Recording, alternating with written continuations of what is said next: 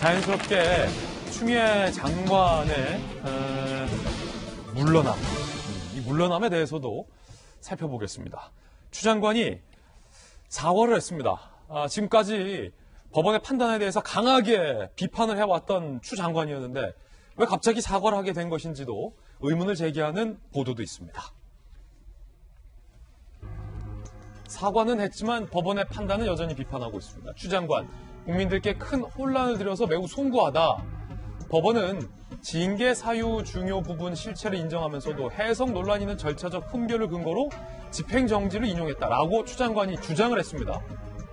법원 판단 납득이 어렵다라는 취지로 사과를 하면서도 추 장관이 갖고 있는 어떤 그런 소신에 대해서 굽히지 않은 모습인데, 자, 일단은 팩트 체크부터 좀 한번 해봐야 될 것 같은데, 이재명 기자, 추 장관의 지금 주장에 따르면 법원이 징계 사유의 중요 부분 실체를 인정했다.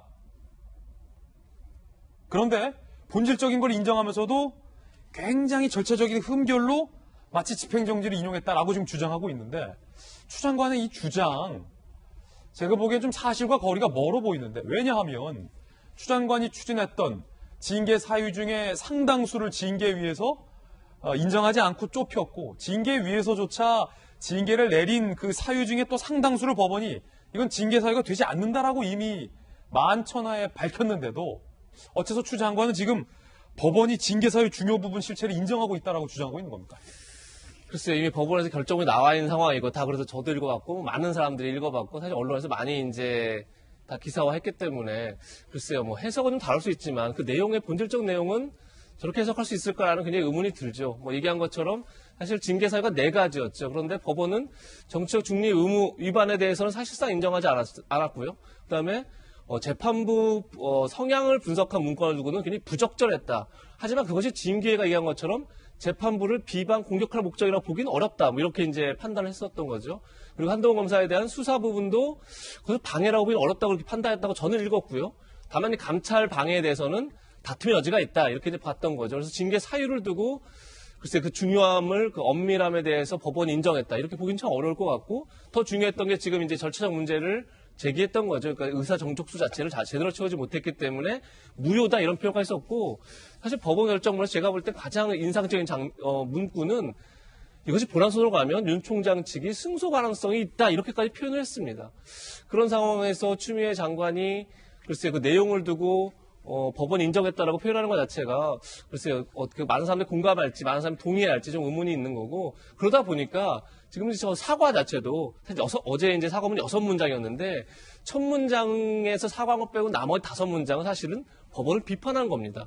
그렇게 되면 국민의 혼란을 준 주체가 법무부가 아니라 법원이다.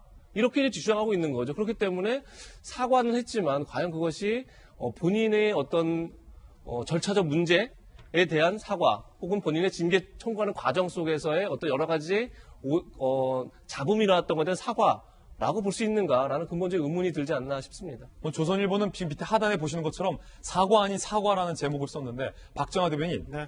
법무부 장관이 초유의 검찰총장 징계를 적극적으로 수개월간 추진을 했는데 법원에 의해서 법무부 장관의 징계가 반박당한 상황, 이례적인 상황이죠. 초유의 상황에 많은 국민들은 자, 대한민국의 법무부 장관이 법원에 의해서 반박을 당한 그 순간, 그렇다면 왜 그렇게 국권이 믿어왔는지, 아니면 법원에 따르면 이 무리한 징계를 왜 그렇게 무리하게 추진해 왔는지에 대한 적어도 한 문장의 변명이라도 있을 것을 예상하는 국민들이 많았을 것 같은데, 추 장관이 지금 내고 있는 이 사과 충분하다고 보십니까? 일단은 아까 말씀 주신 것처럼 법무부 장관이 그렇게 이성적인 판단을 통해서 이성적인 논리로 사과를 했어야 된다? 글쎄요, 저는 많은 국민들이 그거 기대 안 했을 거라고 봐요. 우선 그것부터 저 아니라고 보고, 대통령 사과하고 총리 사과했는데 본인은 왜 사과 안 하느냐라는 압박에 그냥 법무장관을 이제 털면서 그냥 기록을 위해서 그저 사과라는 표현을 썼던 것 아닌가라는 생각이 들고요. 두 번째는 지금 법원 문제 얘기합니다마는 크리스마스 이전 이브 날 행정법원의 판결이 나왔을 때 여권 인사들이 가장 많이 얘기한 게 매우 부적절했다. 판사 사찰과 관련해서 매우 부적절했다라는 판결문을 굉장히 강조를 합니다. 근데 그거를 아마 저는 추미애 장관이 인용을 해서 이제 라운드 2를 준비하는 거라고 보여져요. 본안 소송에 대한 결과가 나가면 상당히 굉장히 오랫동안 많이 남아 있습니다. 그때 가면 국민들 많이 또 잊어먹을 수도 있어요. 여기서 나는 행정법원이나 윤석열 총장한테 진 게 아니라 아직 본안은 남아 있고 여전히 행정법원이 얘기한 것처럼 윤석열 총장이 잘못됐다라는 인상을 주고 나는 열렬 지지자들의 지지를 가지고 또 다른 무언가를 준비하겠노라 라는 게 저 사과문 안에 전 다 포함되어 있다고 보고요. 그래서 뭐 마음에도 없는 사과하고 그냥 행정법원 얘기하면서도 근거 없이 우리 뭐 흔히 뇌피셜이라고 하죠. 인상기만 가지고 법원이 잘못한가요? 난 그래도 옳은 길을 갈 겁니다 라고 얘기하면서 동부구치소 잠깐 들려서 이제 털고 정치인 추미애로서의 준비를 또다시 하는 것 아닌가. 여기에는 많은 댓글들이 붙어 있습니다만은 추미애 장관 잘한다라는 그 열렬 지지자들의 지지 속에서 그걸 가지고 또 다른 무대를 준비하는 모습이었다라고 평가하고 싶습니다. 예. 정혁진 변호사님, 네. 한 가지 흥미로운 부분은 네. 항고 자체를 하지 않겠다. 네. 그런데 국론 분열을 우려해 항고는 하지 않겠다라고 했습니다. 네. 이 말은 들어보면 어떤 뜻입니까? 예컨대 내가 항고하면 충분히 이길 수 있는데 대의를 위해서 내가 항고를 그냥 포기하겠다.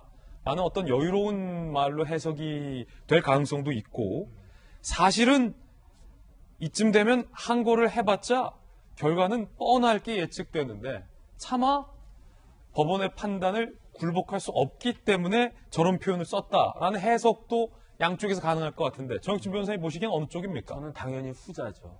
왜냐하면 제가 계속 일관적으로 말씀드렸던 게 지난번 직무 정지뿐만 아니고 이번에 그 징계 관련해서도 집행정지가 인용이 될 확률이 90%가 넘는다라고 계속 말씀을 드렸거든요. 항고했을 때 그 항고가 기각될 확률은 제가 봤을 땐 99% 이상입니다. 그러니까 쓸데없이 그런 항고를 하지 않는 것이 맞는 거고 그런데 이제 그렇기 때문에 안 한다라고 하기는 좀 어려우실 테니까 그 다음에 또 일견 맞는 말이기도 하거든요. 왜냐하면 항고를 갖다 해서 또 그거 가지고 논란이 생기면은 지금 국가적으로 코로나 때문에 여러 가지로 어려움이 있는데 이게 또 상황적으로도 맞지 않는 것 같고 그 두 가지가 종합적으로 고려가 된 것 같습니다. 자, 그런가 하면 추미애 장관이 박범계 장관 후보자 지명 후에 이런 글을 올렸습니다. 무릎이 해지도록 닦는 길 멈춤 없을 것이다. 먼저 간 사람에 이어서 다음 사람이 또 무릎이 해지도록 닦는 길. 결과적으로 내가 닦은 길을 잘 닦아라 라는 의미로 해석이 되고 있습니다. 박수현 의원님께서 보시기에 이 글은 어떤 의미라고 보십니까? 바로 그런 의미죠. 그렇군요. 잘 해석했군요, 제가 오늘. 근데 오늘은 참 특이한 게 예. 우리 박정하 대변인 조금 아까 답변도 제가 해야 될 답변 한 3분의 2를 추미애 장관의 입장을 잘 설명을 하더라고요. 예. 근데 또 할 말이 없겠구나. 두 분이 뭐 이심박심이네요. 그런데 또 앵커께서도 제 답변을 담아서 또 질문까지 해주시니까. 그런데 아마 그런 것이죠. 그 추미애 장관 입장에서는 본인이 이 검찰 개혁을 하다가 정말 얼마나 많은 본인도 아팠습니까? 아들 병역 문제 나와서 흔들렸죠. 근데 추미애 장관 입장에서는 또 저 개인적 입장에서 그렇지만 검찰 개혁을 추진하려고 하는 법무부 장관을 검찰이 어떤 것을 동원해서든지 흔들고 그 검찰 개혁을 저항하려고 하는 그런 시도들이다라고 하는 그런 프레임으로 저는 봐요, 개인적으로. 예. 그럼 제가 그렇게 보는데 추미애 장관은 오죽하겠습니까? 그렇게 보겠죠. 그러므로 굴하지 않고 더욱더 나는 검찰 개혁을 완수하는 것만이 내가 법무장관으로서 나에게 주어진 일을 다 하는 것이다 라고 하는 것이 추미애 장관이 가질 수 있는 시각이고 당연히 가져야 된다고 봅니다. 그리고 자기가 못 간 길은 후임 박범계 후보자가 장관이 되어서 다 가주기를 바란다라고 하는 뭐 당연한 입장의 표현이죠. 그리고 법원에 대한 입장, 국민에 대한 사과 다 당연하다고 봅니다. 국민에 대한 사과 드리지만 법원에 대해서는 본인이 사과할 수는 없는 거죠. 본인도 법조인 출신이고 5선의 당 대표 출신인데 그런 거 하나, 법리 하나 따져보지 않고 해서 져가지고 법원 내가 미처 모르는 부분이 있어 법원의 판단을 존중하고 내가 잘못해서 사과한다. 그 법리 논쟁에서는 그럴 수가 없는 것이죠. 그러나 크게 국민께 사과드리는 것은 진심일 것입니다. 한번 기억해보면 이 과정에서 절차상 하자를 문제 삼기 위해서 윤석열 총장 측이 건건마다 전부 다 이의를 제기했어요. 그 절차상 하자 이의를 제기한 게 6건입니다.